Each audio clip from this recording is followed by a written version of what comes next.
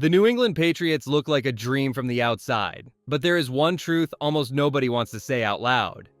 This is a team sitting at 11 wins and 2 losses, holding the number 2 seed in the AFC, with a chance to grab the division at home against the Buffalo Bills and a primetime shot at the Baltimore Ravens.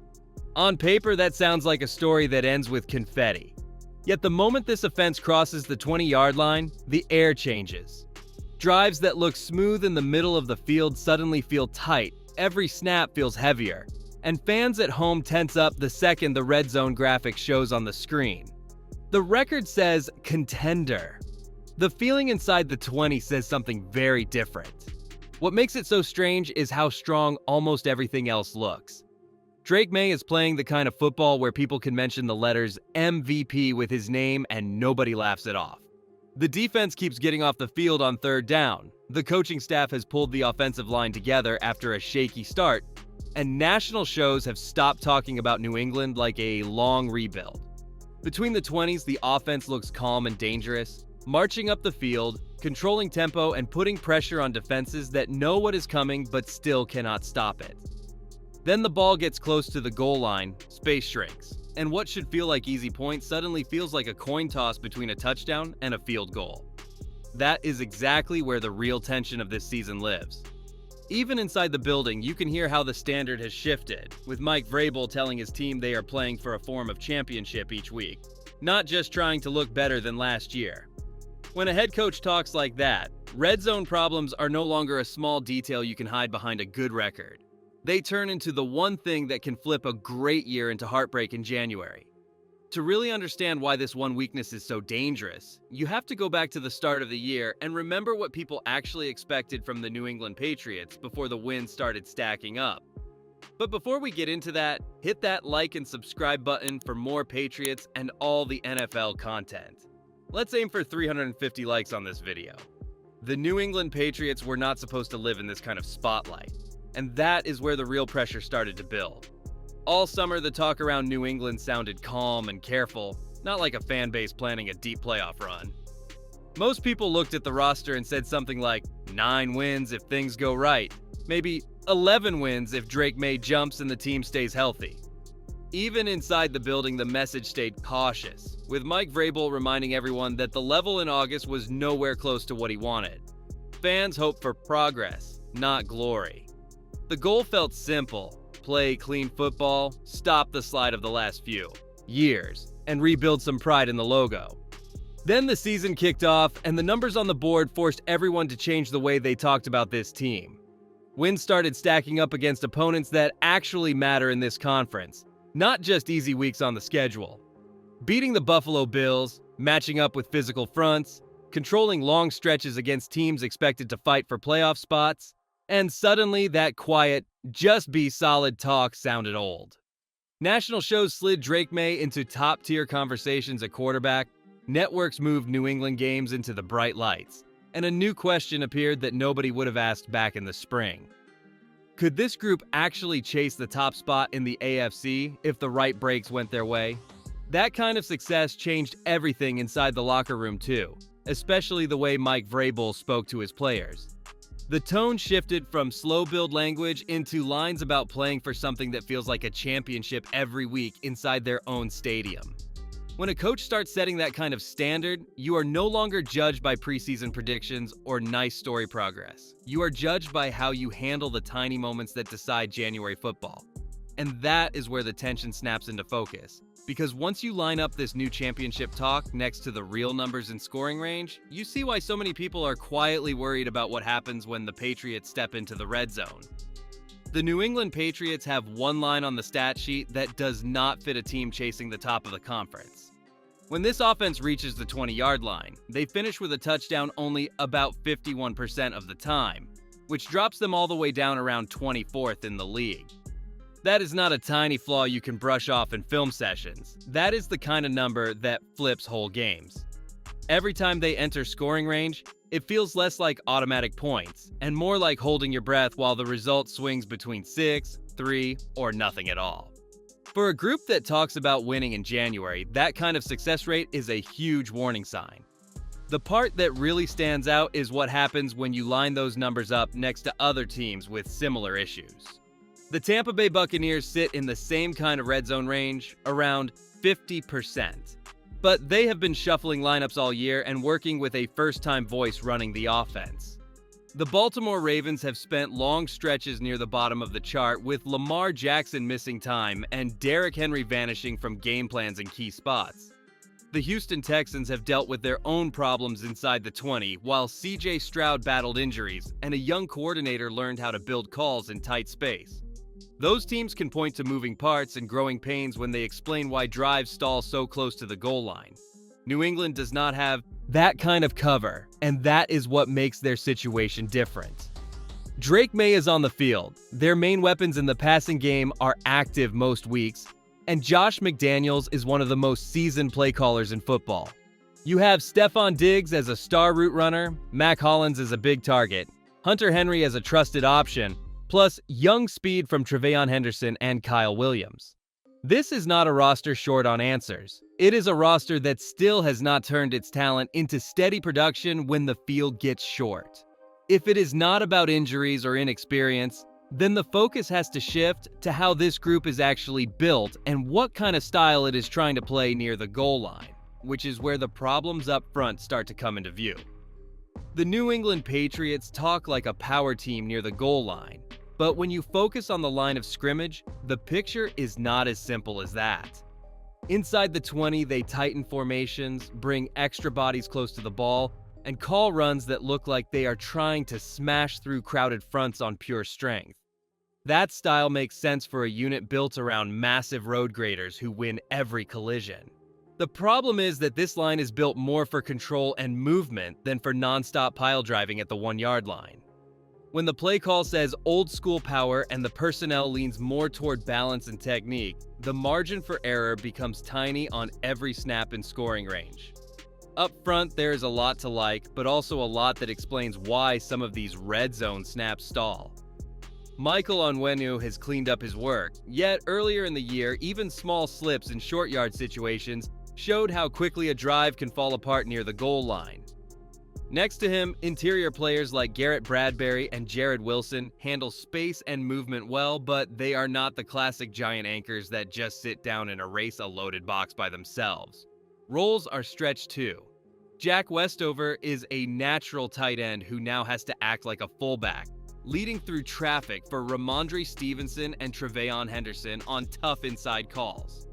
On the edge, life without Will Campbell has forced depth pieces like Vidarian Lowe and Ben Brown into bigger moments. None of this is a knock-on effort. It just means the blocking picture near the goal line is always shifting and always under stress.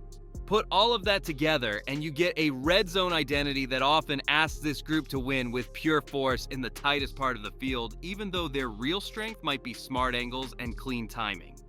When the interior is battling heavier fronts and a learning fullback style role is trying to carve lanes in traffic, one imperfect step can turn a strong call into a stuffed run or a messy snap.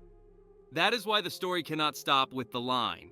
The next layer sits with the playmakers themselves, because once you look at how receivers and backs handle their assignments when the field shrinks, you see even more moments where touchdowns slip away and drives end with 3 points instead of 7. Near the goal line, the New England Patriots are not only fighting crowded boxes, they are also dealing with little mistakes from the very players who are supposed to finish drives. There are snaps where the call is smart, the defense is stressed, and one assignment lets everything fall apart. A clear example came from Kayshon Boutte on a motion block across the formation. His job was simple on the board: slide across, meet the defender, and seal the lane. Instead, he hesitated, never really took control of the block, and a free rusher shot straight through.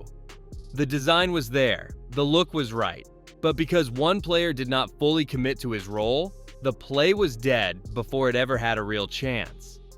You see the same pattern in the passing game and with ball security when the line to score is just a few yards away.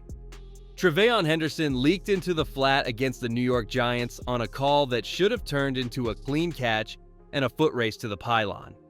Drake Maye put the throw low and behind him, which we will come back to later, but Henderson still had a chance to turn that into more if every detail was sharp. Instead, he had to slow down, adjust, and was wrapped up short. On other drives, the mistakes were even more costly. Ramondre Stevenson put the ball on the ground inside the 5. Henderson did the same in a different game. Mac Hollins drew an offensive pass interference flag in the end zone on a route that should have been routine. None of these moments come from lack of effort. They come from how unforgiving this part of the field is when timing or focus slips for even a second. Put all those snaps side by side and you do not see a lack of talent. You see a group that has not yet matched its skill with the level of detail the red zone demands. Stefon Diggs is a trusted route runner. Mac Hollins is a strong target. Hunter Henry is a steady option. There is real speed and juice from Tre'Von Henderson and Kyle Williams. The tools are there for this offense to be dangerous when the distance to the goal line is short. The problem is that the smallest mistakes flip scores into field goals or empty trips. That is why the focus now shifts to the one person who touches the ball on every single snap. If the Patriots want these weapons to truly shine near the goal line, the next part of the story has to be about how Drake Maye sees the field, trusts his reads, and attacks when there is no space to waste. The wild part about this whole story is that Drake Maye might be playing some of the best football in the conference when you ignore the red zone graphic. Between the 20s, he fires the ball to every level, keeps the offense on schedule, and controls drives in a way that separates him from a lot of other young passers. You look at the tracking charts and he sits in that top right corner for efficiency, while names like Bo Nix, Bryce Young, Justin Fields, Jaden Daniels, Michael Penix Jr., J.J. McCarthy, Dylan Gabriel, Tua Tagovailoa, and Justin Herbert are packed into a crowded middle. The ball jumps out of his hand, his pocket movement looks calm, and you can see defenses start to back up when he gets into rhythm. That is why every stalled trip near the goal line feels so frustrating. The gap is not about talent, it is about what happens when the field suddenly gets short. Once the Patriots step inside the 20, the tape shows a quarterback who is still learning to trust what he sees when everything happens faster. Against the Cincinnati Bengals, there was a rollout where Hunter Henry slipped open at the back of the end zone, the kind of window that is there for only a second. Drake Maye saw it, but waited just long enough for a defender to recover and swipe the pass away. On another snap, Mac Hollins broke free on a quick route right after the snap, a simple design drawn up to steal an easy score before the defense could settle. The ball never came his way. Add in the fact that his legs have not been used much as a real threat near the goal line, even though everyone knows he can run, and you get a clear picture. In tight space, he sometimes plays safer than he needs to, passing up chances that could put real pressure on defenders who are already squeezed. The good news for New England is that this is often the last wall great quarterbacks hit before everything clicks. The red zone is where timing, courage, and trust in the plan all crash together, and Drake Maye is standing right in the middle of that test right now. He has already shown he can carry an offense across the length of the field. Now he needs a structure that lets him play just as free when the safeties are sitting on the goal line and the windows look scary small. That is where the spotlight starts to slide from the quarterback to the people building the call sheet. If the Patriots want their young star to play like an MVP-level force in every part of the field, the next step has to come from how Josh McDaniels and the rest of the staff shape the plan when the ball is close enough for every fan in the stadium to hold their breath. The New England Patriots are finding out that the way you think on the headset near the end zone can decide a season just as much as raw talent. Early in drives, you see Josh McDaniels at his best, with motion, shifts, and route combinations that give Drake Maye clear answers, and let Stefon Diggs, Mac Hollins, Hunter Henry, Tre'Von Henderson, and Kyle Williams attack space all over the field. Then the ball gets close to the goal line, and the personality of the offense often changes.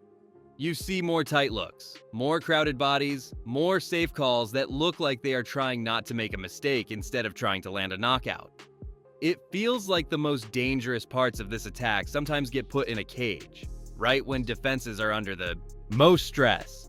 Around Josh McDaniels is a staff that has already dragged this offense from chaos into control, which makes the one remaining flaw stand out even more. Thomas Brown has brought in motion ideas and timing that look like modern pass games around the league. Todd Downing has helped clean up receiver spacing so you no longer see two players drifting into the same window. Ashton Grant has spent hours turning Drake Maye into a real commander at the line, getting protections and checks right. In the trenches, teachers like Doug Marrone and Jason Hotaling have sharpened the work of Michael Onwenu, Garrett Bradbury, Jared Wilson, Will Campbell, Vidarian Lowe, and Ben Brown.